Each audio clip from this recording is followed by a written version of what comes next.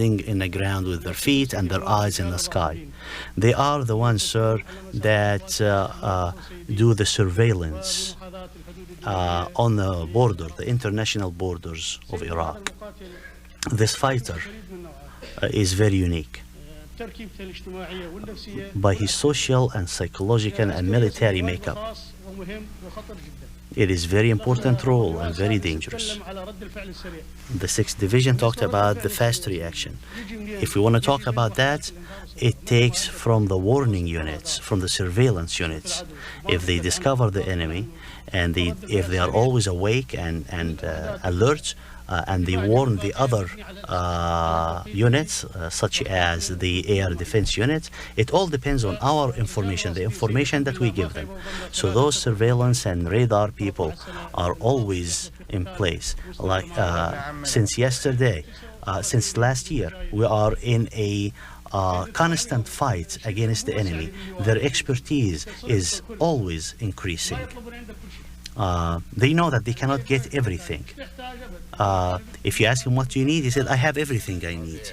And the third thing, they are very generous. True health to them. You know, sir, that generosity is always comes from poor people. He have very limited income. He have certain time that he can go. Yes, but generosity is generosity. Yes, sir, but from very little means, very limited means. But you see them, sir, very generous. In the old days, there was no transportation means like now. So when one person goes from one point to the other, and it's a long distance between 2 points, sometimes if one day is not enough to finish the trip and he needs to rest and stay and to continue his journey later, he will go as a guest. He will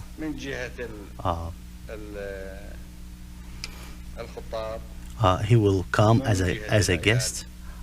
He will go enter the tent from the adults, the men's side, not from the women's side, and he will say a guest, and everyone will stand up and come to help him.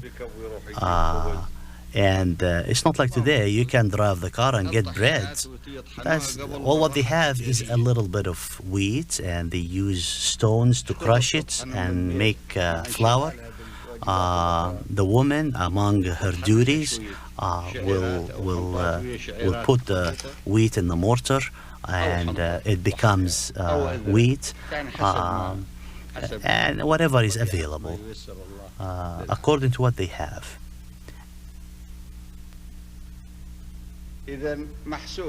So it's already calculated that there is one piece of bread or one loaf of bread for every member of the family. But if there is a guest, maybe the guest will eat 2 loaves, and he's not in a plan. So 4 loaves for the whole family if it's during lunchtime. And then they add whatever food they have to the guest. If they can kill animal and cook it, they do. If not, they just put fat with the bread, and the whole 4 loaves they give it to the guest.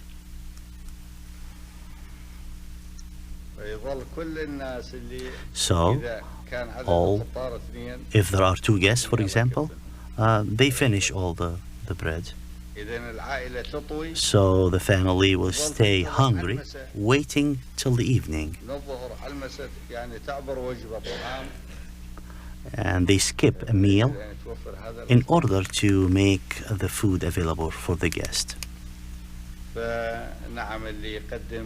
So, blessed those who gives from need than those who gives and they have. It's all generosity, but generosity is very special. This generosity from the poor people is very special. Hatim al-Ta'i, a man known for his generosity, his guests came to buy a horse from him, but he didn't have food, so he killed the horse and gave it as food for the guests. And when they told him that they want the horse, he said, well, I'm sorry, you're eating it. I just gave it to you to eat. Yes.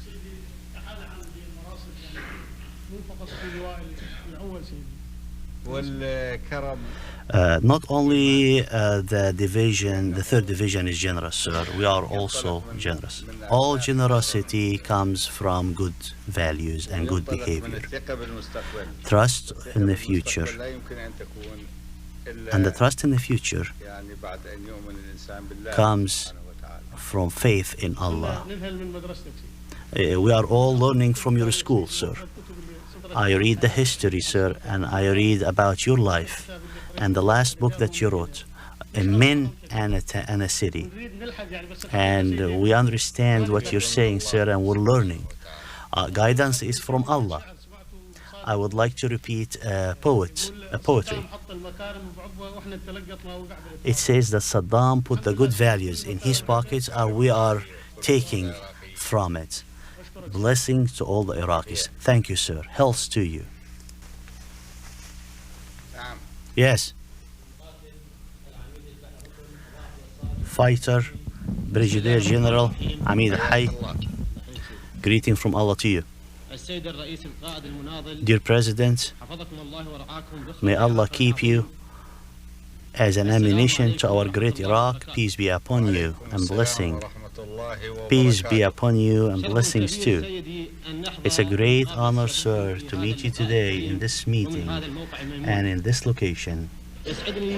I'm happy to take the opportunity to give you the greetings, the blessings of Al-Sawari Naval Base.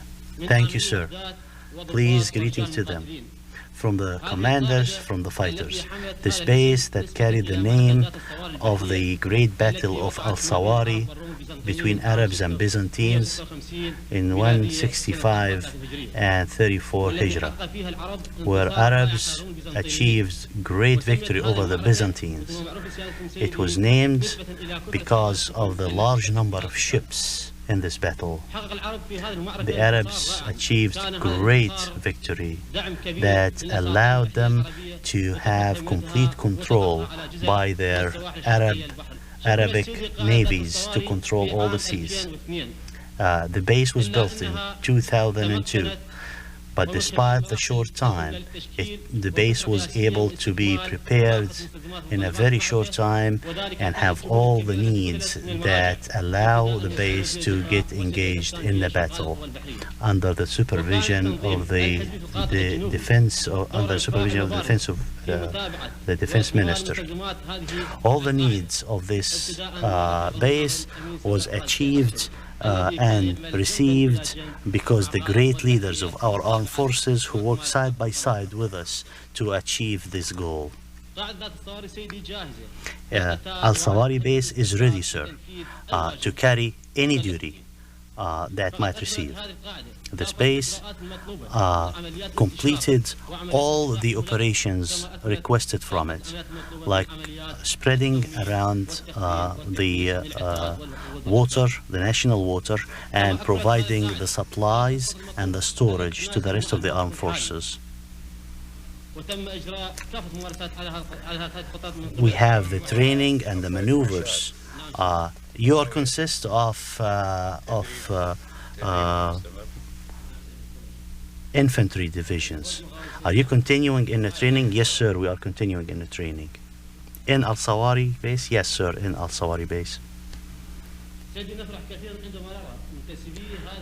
We become very happy when we see that the fighters in this naval base enjoy high fighting spirit and morale.